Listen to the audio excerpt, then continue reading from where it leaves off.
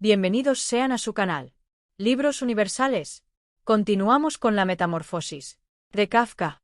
Sin embargo, la asistenta, en vez de asustarse, alzó simplemente una silla que se encontraba cerca de la puerta, y, tal como permanecía allí, con la boca completamente abierta, estaba clara su intención de cerrar la boca solo cuando la silla que tenía en la mano acabase en la espalda de Gregorio. ¿Con qué no seguimos adelante?, preguntó, al ver que Gregorio se daba de nuevo la vuelta, y volvió a colocar la silla tranquilamente en el rincón. Gregorio ya no comía casi nada. Solo si pasaba por casualidad al lado de la comida tomaba un bocado para jugar con él en la boca, lo mantenía allí horas y horas y, la mayoría de las veces, acababa por escupirlo. Al principio pensó que lo que le impedía comer era la tristeza por el estado de su habitación, pero precisamente con los cambios de la habitación se reconcilió muy pronto. Se habían acostumbrado a meter en esta habitación cosas que no podían colocar en otro sitio, y ahora había muchas cosas de estas, porque una de las habitaciones de la casa había sido alquilada a 3 huéspedes. Estos señores tan severos, los 3 tenían barba, según pudo comprobar Gregorio por una rendija de la puerta, ponían especial atención en el orden, no solo ya de su habitación, sino de toda la casa, puesto que se habían instalado aquí, y especialmente en el orden de la cocina. No soportaban trastos inútiles ni mucho menos sucios. Además, habían traído una gran parte de sus propios muebles. Por ese motivo sobraban muchas cosas que no se podían vender ni tampoco se querían tirar. Todas estas cosas acababan en la habitación de Gregorio. Lo mismo ocurrió con el cubo de la ceniza y el cubo de la basura de la cocina. La asistenta, que siempre tenía mucha prisa, arrojaba simplemente en la habitación de Gregorio todo lo que, de momento, no servía. Por suerte, Gregorio solo veía, la mayoría de las veces, el objeto correspondiente y la mano que lo sujetaba. La asistenta tenía, quizá, la intención de recoger de nuevo las cosas cuando hubiese tiempo y oportunidad, o quizá tirarlas todas de una vez, pero lo cierto es que todas se quedaban tiradas en el mismo lugar en que habían caído al arrojarlas, a no ser que Gregorio se moviese por entre los trastos y los pusiese en movimiento, al principio, obligado a ello porque no había sitio libre para arrastrarse, pero más tarde con creciente satisfacción, a pesar de que después de tales paseos acababa mortalmente agotado y triste, y durante horas permanecía inmóvil.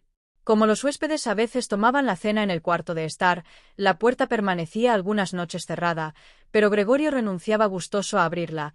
Incluso algunas noches en las que había estado abierta no se había aprovechado de ello, sino que, sin que la familia lo notase, se había tumbado en el rincón más oscuro de la habitación.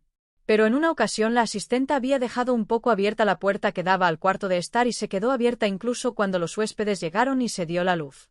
Se sentaban a la mesa en los mismos sitios en que antes habían comido el padre, la madre y Gregorio, desdoblaban las servilletas y tomaban en la mano cuchillo y tenedor.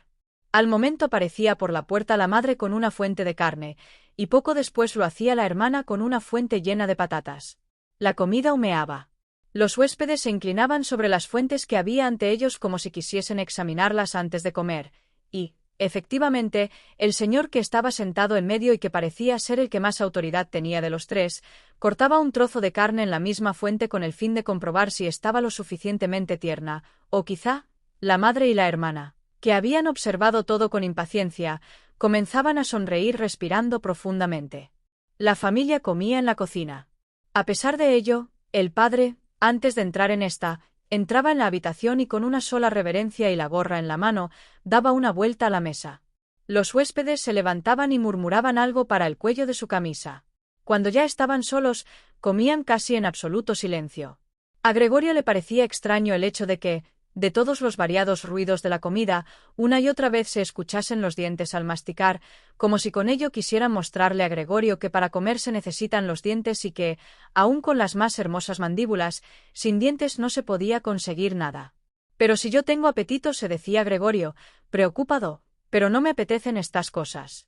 ¿Cómo comen los huéspedes y yo me muero? Precisamente aquella noche Gregorio no se acordaba de haberlo oído en todo el tiempo, se escuchó el violín. Los huéspedes ya habían terminado de cenar, el de en medio había sacado un periódico, le había dado una hoja a cada uno de los otros 2, y los 3 fumaban y leían echados hacia atrás.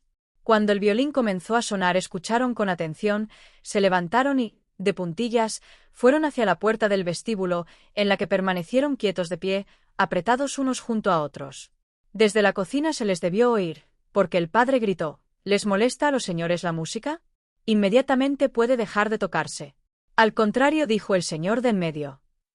¿No desearía la señorita entrar con nosotros y tocar aquí en la habitación, donde es mucho más cómodo y agradable? Naturalmente, exclamó el padre, como si el violinista fuese el mismo. Los señores regresaron a la habitación y esperaron. Pronto llegó el padre con el atril, la madre con la partitura y la hermana con el violín. La hermana preparó con tranquilidad todo lo necesario para tocar. Los padres, que nunca antes habían alquilado habitaciones, y por ello exageraban la amabilidad con los huéspedes, no se atrevían a sentarse en sus propias sillas.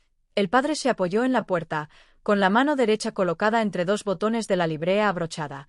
A la madre le fue ofrecida una silla por uno de los señores y, como la dejó en el lugar en el que, por casualidad, la había colocado el señor, permanecía sentada en un rincón apartado.